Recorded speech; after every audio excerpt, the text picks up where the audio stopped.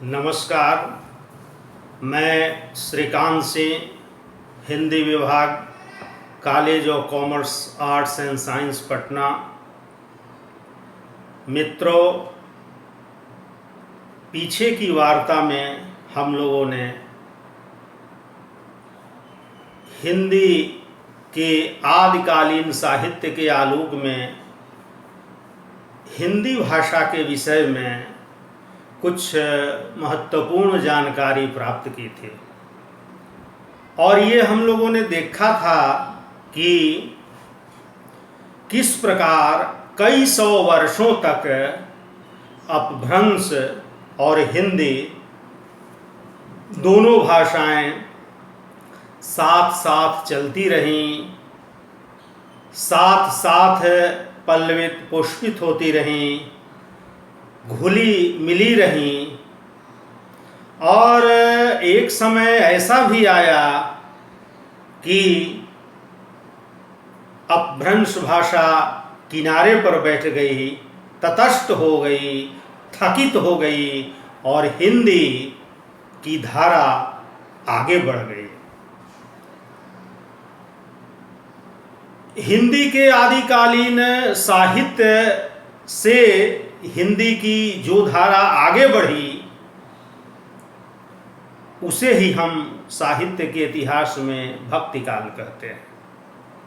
यूँ बहुत सारे विद्वानों ने, जिसमें आचार्य हजारी प्रसाद द्विवेदी महत्वपूर्ण हैं, वास्तविक हिंदी का आरंभ भक्ति काल से ही माना है, क्योंकि भक्ति काल के पूर्व हिंदी का जो भी स्वरूप दिखाई देता है, जो भी भाषा का तेवर और मिजाज दृष्टिगोचर होता है, वह काफ़ी मिश्रित है, सम्मिश्रित है, घुला मिला हुआ है।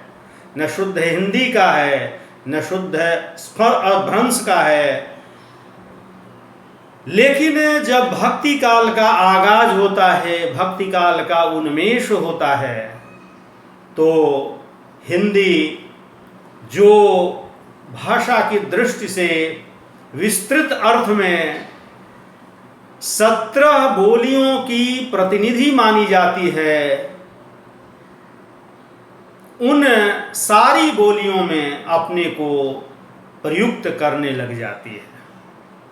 मित्रों, हिंदी साहित्य के इतिहास का जो भक्ति काल है, उसमें हिंदी की बोलियों का वैभव बरबस अपनी तरफ हमारा ध्यान आकृष्ट करता है।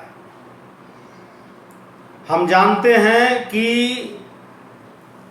हिंदी के आदिकालीन साहित्य में जो जो कुछ प्रवृत्तियां थीं, वो भक्ति काल में परवान पर चढ़ती हैं।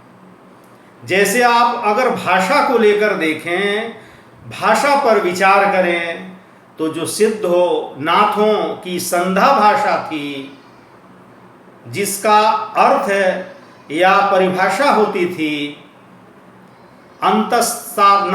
साधनात्मक अनुभूतियों का संकेत करने वाली प्रतीक भाषा, संधा भाषा का जो अर्थ होता है कि वह भाषा जो अंतःसाधनात्मक अनुभूतियों का संकेत करे, प्रतीकित करे, ऐसी जो प्रतीक भाषा होती है उसे ही संधा भाषा कहते हैं।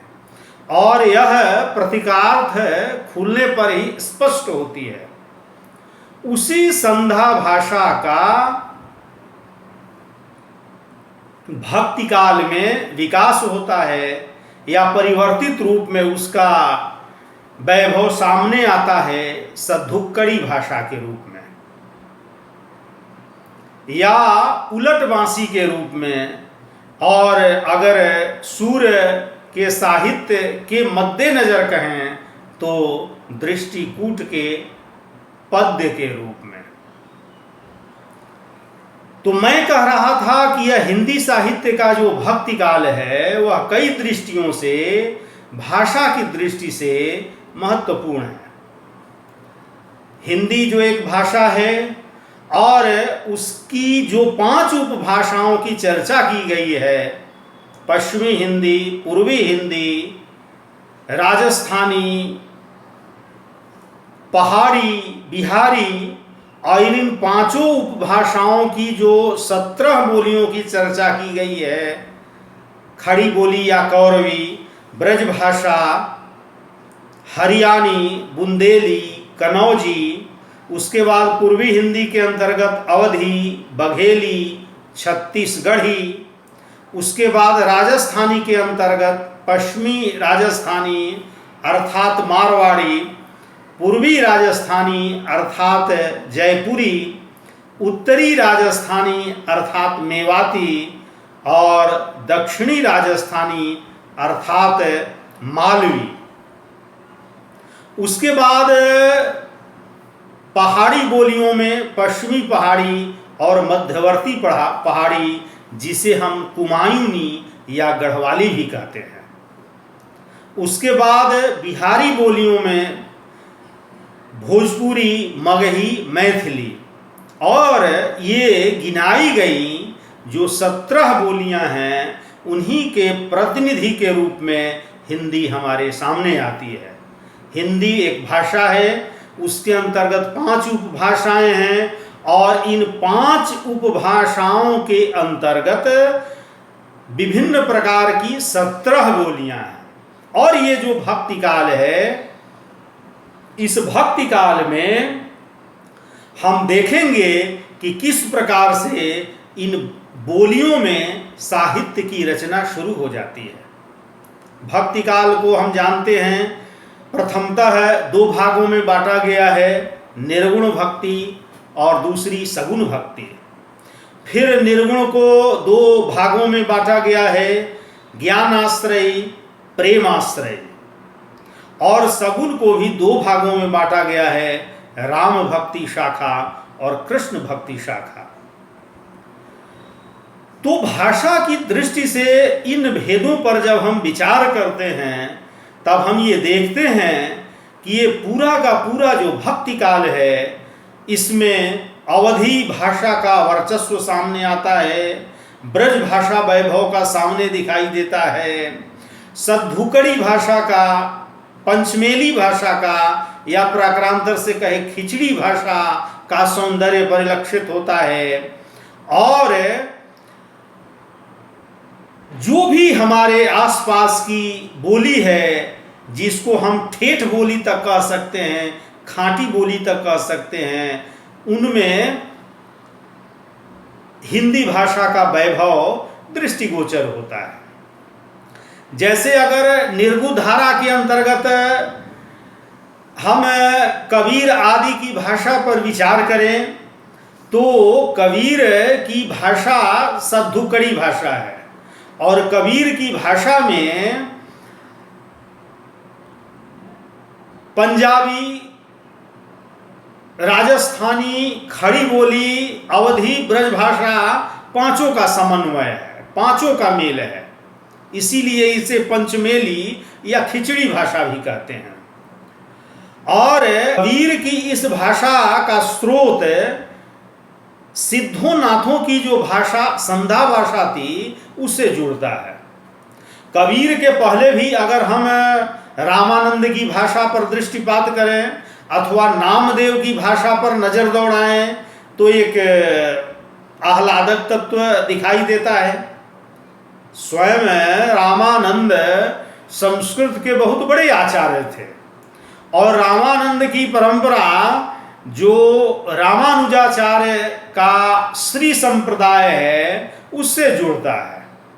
हम जानते हैं कि हमारे यहाँ भक्ति के कई संप्रदाय, बड़े बड़े संप्रदाय निर्मित हुए हैं, जिनके अंतर्गत भक्ति पल्लवित पुष्पित होती रही है। उन्हीं बहुत सारे संप्रदायों में 4 महत्वपूर्ण संप्रदाय हैं। श्री संप्रदाय, जिसके आचार्य रामानुजाचार्य जी थे, ब्राह्म संप्रदाय, जिसके आचार्य मध्वाचार्य थे, रुद्र संप्रदाय, जिसके आचार्य विष्णु स्वामी थे, और संकादि संप्रदाय, जिसके आचार्य निम्बारकाचार्य थे। ये जो श्री संप्रदाय है और रामानुजाचार्य जी हैं, इन्हीं से संबंधित हैं रामानंद।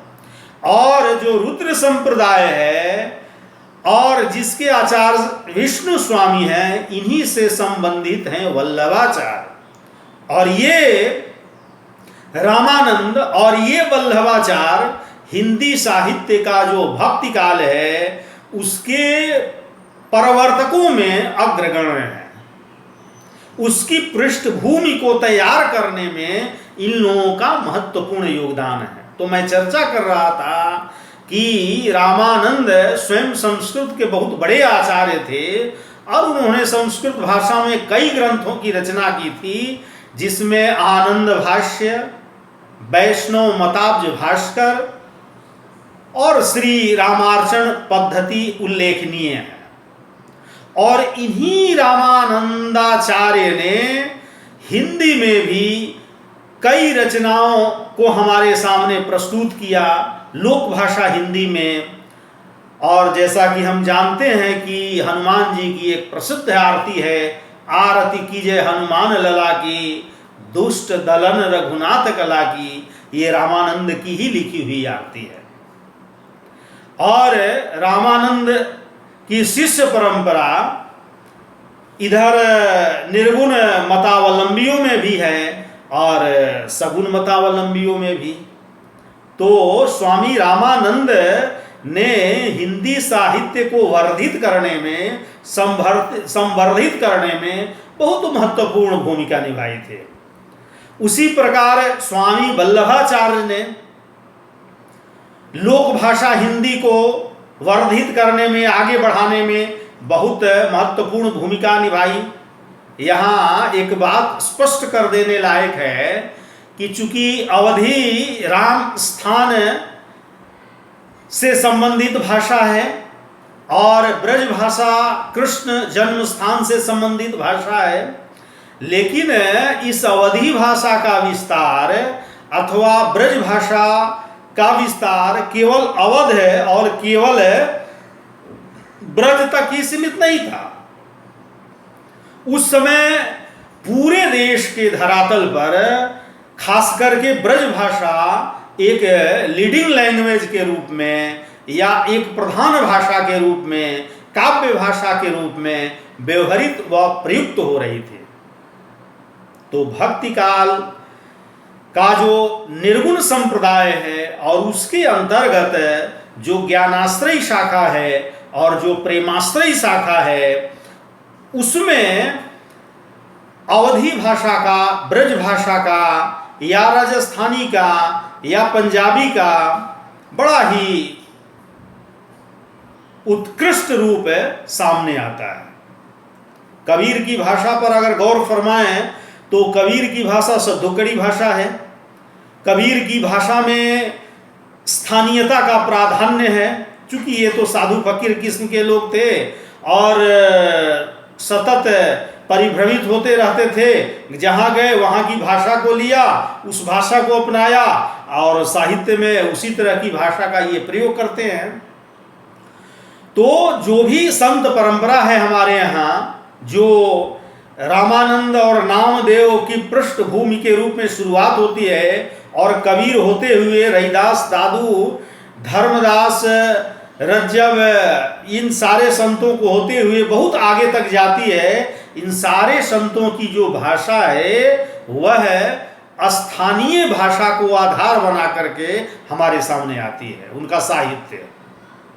अब संत मत की पृष्ठभूमि में नामदेव का नाम आता है और स्वयं नामदेव मराठी थे। ये तो मराठी भाषा में अपने अभंगों को गाया करते थे, लेकिन हिंदी भाषा के विकास में उनके पदों का भी काफी योगदान है। एक बड़े समुदाय को प्रभावित करने के लिए या उनको उनका लोक रंजन करने के लिए वे हिंदी में अपने पदों को गाते थे, लिखते थे। उसके बाद रामानंद ने हिंदी भाषा में अपनी रचना प्रस्तुत की और इन लोगों के मतानुयायी जो कबीर आदि संत होते हैं, वो लोग भी हिंदी भाषा में अपनी रचनाओं को प्रस्तुत करते हैं। दूसरी तरफ अगर प्रेमाश्रयी शाखा के सूफी कवियों पर हम दृष्टिपात करते हैं तो एक बहुत ही रोमांचक अनुभव होता है हमें। हम जानते हैं कि हिंदी साहित्य में सूफी कवियों की एक दीर्घ परंपरा रही है।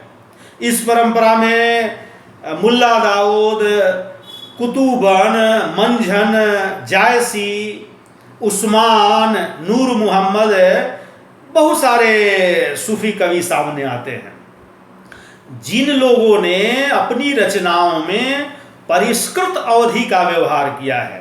अर्थात अवधि का जो ठेठ रूप होता है, अवधि का जो खालिश रूप होता है, जिसे हम खांटी रूप कहते हैं, उस खांटी रूप का इन लोगों ने व्यवहार किया है। और हिंदू परिवारों में प्रचलित जो लोक आख्यान थे, जो लोक कथाएं थी, उनको सूफी धर्म के ढांचे में, ताना बाना में रख करके उसको प्रस्तुत किया है। बल्कि बनारसी प्रसाद ने अपने अर्ध कथानक में लिखा है कि इनकी जो लोक कथाएं थीं वो इतनी प्रसिद्ध थीं कि लोग छुप छुप करके मृगावती को और मधुमालती आदि रचनाओं को पढ़ते थे। जैसे उपन्यास को पढ़ने में रसानुभूति होती है, आनंद की प्राप्ति होती है, उसी तरह की रसानुभूति इन सूफी कवियों द्वारा रचित लोक कथानकों से लोगों को प्राप्त होती थी। तो भक्ति काल का जो निर्गुण संप्रदाय है और उसके अंतर्गत जो कबीर आदि संत हैं ज्ञानाश्रयी शाखा के अंतर्गत, और फिर जो प्रेमाश्रयी शाखा है जिसके महत्वपूर्ण कवि जायसी आदि हैं, और मुल्ला दाऊद, कुतुबन, मंझन, उस्मान, नूर मोहम्मद आदि आते हैं, इन लोगों ने भाषा की कई कई रूपों का व्यवहार अपने साहित्य में किया है।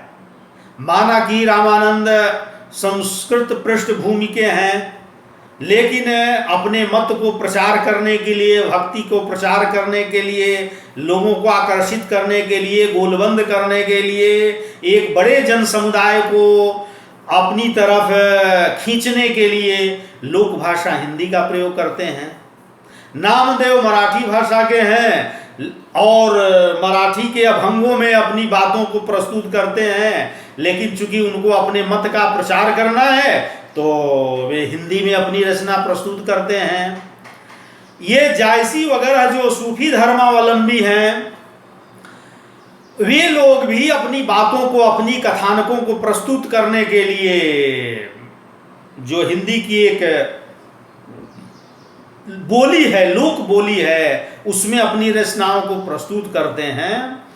तो मैं ये कह रहा था कि हिंदी साहित्य का जो भक्ति काल है उसमें हिंदी की जो लोक भाषाएं हैं या प्राक्रांतर से कहें जो बोलियां हैं, उनका बड़ा ही उत्कर्षजन्य रूप सामने आता है। और इसमें अवधी भी आती है, इसमें ब्रज भाषा भी आती है, इसमें सद्धुकड़ी भाषा भी आती है, और इन्हीं भाषाओं के द्वारा हिंदी सतत आगे बढ़ते जाती है।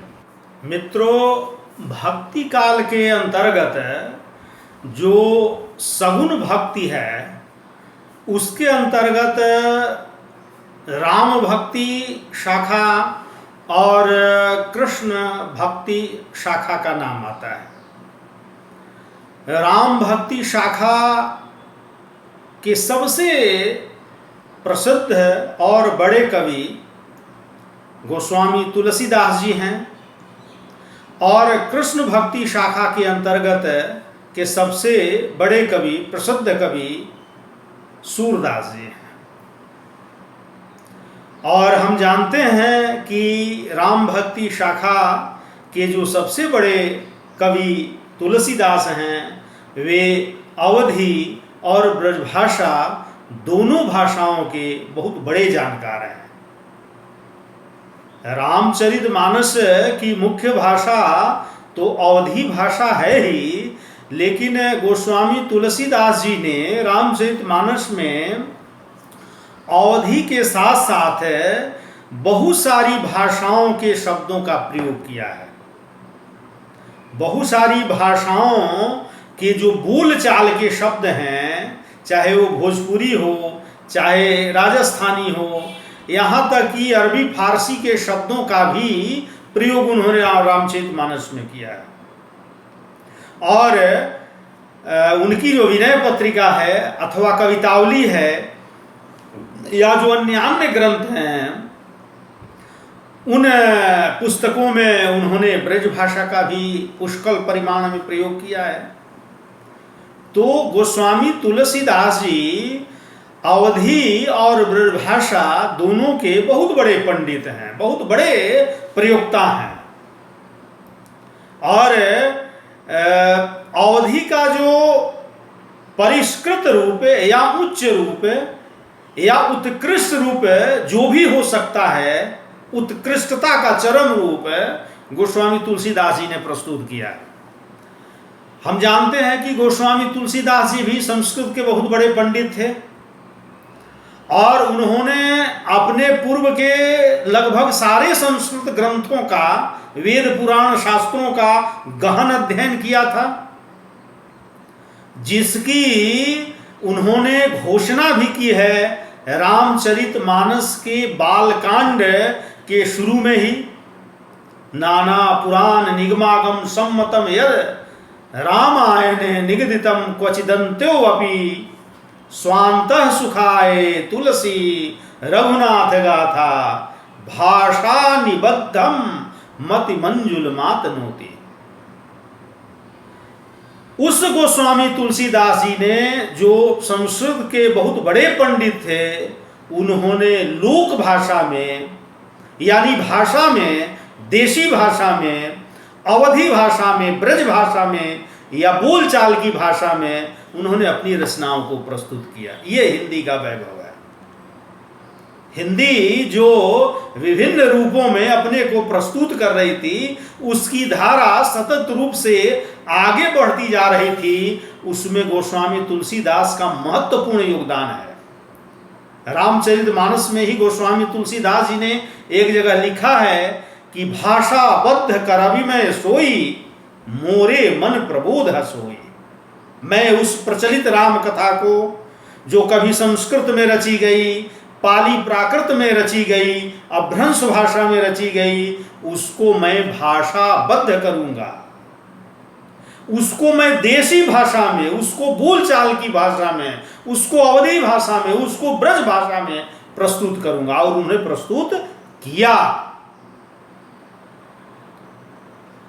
और उन्होंने कविता के लिए एक निकष तैयार किया, एक कसौटी बनाई उन्होंने।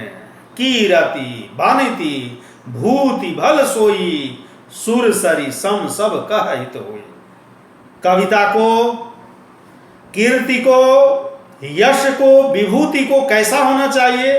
तो कहा कि गंगा जी के समान होना चाहिए, जो सबका हित करे, सबके लिए हितकारिणी हो, मंगल करणी, कलिमल हरणी, तुलसी कथा रघुनाथ की, आदि आदि बातें उन्होंने कही है। तो मेरे कहने का लब्बो लुआब ये है कि गोस्वामी तुलसीदास, जो संस्कृत के इतने बड़े पंडित थे और अपने समय में उपलब्ध है सारे वाङ्मयों के बड़े जानकार थे, उन्होंने लोक भाषा को सामने रख करके लोक भाषा में अपनी बातों को प्रस्तुत किया।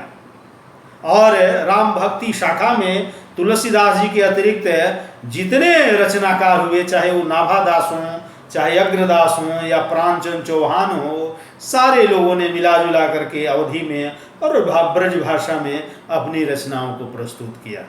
दूसरी तरफ अगर आप कृष्ण भक्ति शाखा में देखते हैं, जिसका संबंध है या जिसकी पृष्ठभूमि तैयार होती है वल्लभाचार्य जी के द्वारा, और उसी परंपरा में सूरदास जी आते हैं तो सूरदास जी ने ब्रज भाषा में अपनी रचनाओं को प्रस्तुत किया। यहाँ एक बात है गौरतलब है कि जायसी अवधि के बहुत बड़े पंडित थे, बहुत बड़े प्रयोक्ता थे, और उनकी समस्त रचनाएं तथा अन्य सूफी कवियों की भी समस्त रचनाएं अवधि में हमारे सामने आती हैं। इधर सूरदास की रचनाएं ब्रज भाषा में सामने आती हैं और कृष्ण भक्ति शाखा के अधिकांश कवियों की रचनाएं ब्रज भाषा में सामने आती हैं।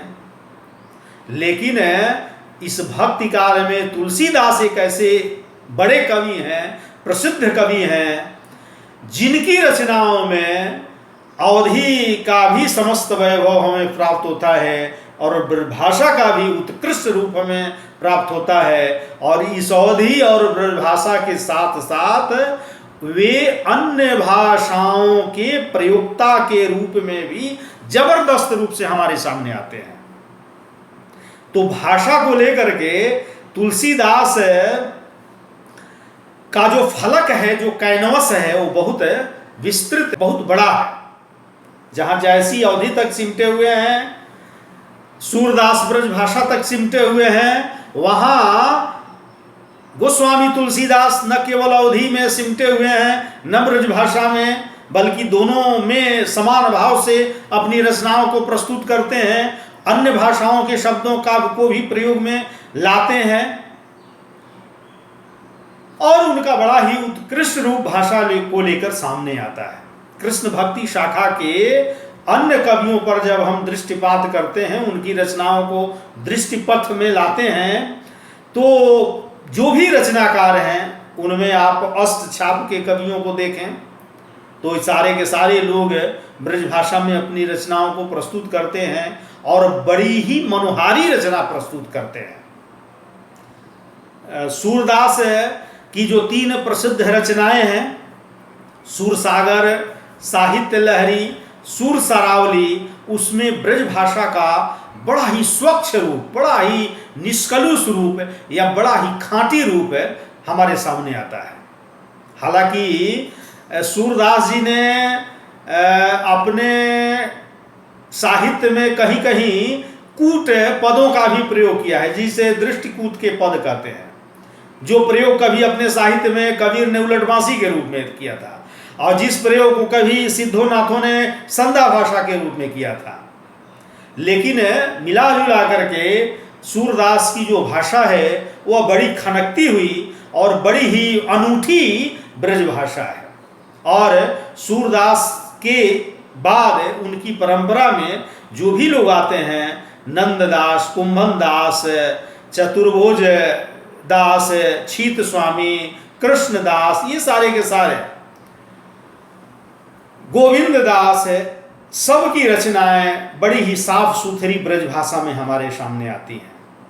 तो भक्ति काल का जो स्वरूप हमारे सामने आता है, निर्गुण के रूप में, सगुण के रूप में, फिर निर्गुण के अंतर्गत ज्ञान मार्गी शाखा के रूप में, प्रेम मार्गी शाखा के रूप में, फिर कृष्ण भक्ति शाखा के रूप में, राम भक्ति शाखा के रूप में, इन सारी शाखाओं में, इन सारी धाराओं में, इन सारे मार्गों में कहीं अवधि का रूप हमें दृष्टिगोचर होता है, कहीं ब्रजभाषा का रूप दृष्टिगोचर होता है, कहीं सधुकड़ी भाषा हमारे सामने दिखती है, कहीं राजस्थानी का रूप हमारे सामने आता है। अगर आप मीरा की रचनाओं को देखें तो उसमें राजस्थानी मिश्रित जो ब्रज भाषा है वह दिखाई देती है। आप बंगाल और असम के ब्रज भाषा प्रयोक्ताओं की तरफ नज़र डालें तो उनमें ब्रज भाषा का एक अलग आस्वाद प्राप्त होता है। बंगाल असम में ब्रज भाषा प्रभावित जो बंगला और असमिया रचनाएं सामने आई हैं, जिनको ब्रज बोली कहा जाता है, वह भी ब्रज भाषा का एक रूप हमारे सामने आता है।